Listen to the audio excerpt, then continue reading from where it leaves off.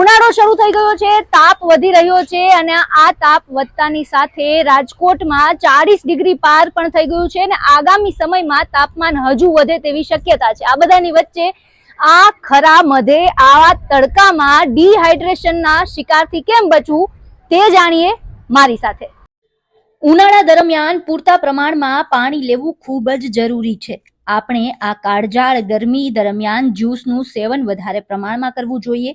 આ ગરમીમાં મોસંબીનું જ્યુસ, લીંબુ પાણી અને વરિયાળીના શરબતનું સેવન કરવું જોઈએ, જેથી આપણે ડિહાઇડ્રેશનનો શિકાર ન બનીએ। સાથે જ બપોરના સમયે જરૂર વગર બહાર નીકળવાનું ટાળવું જોઈએ। બપોરના સમયે જો ઘરથી બહાર નીકળવાનું થાય તો પણ સુતરાઉ કપડાં પહેરવા અને શરીર આખું ઢંકાઈ જાય તેનું ખાસ ધ્યાન રાખવું। સામાન્ય રીતે આપણે 2 થી 2.5 લીટર પાણી પીવું જોઈએ, જ્યારે કિડનીના રોગના દર્દીઓએ ડોક્ટરની સલાહ મુજબ પાણી પીવું જોઈએ। બીજી તરફ આપણે સોફ્ટ ડ્રિંકનું સેવન બિલકુલ ન કરવું જોઈએ, કારણ કે તે આપણા શરીરને નુકસાન પહોંચાડે છે।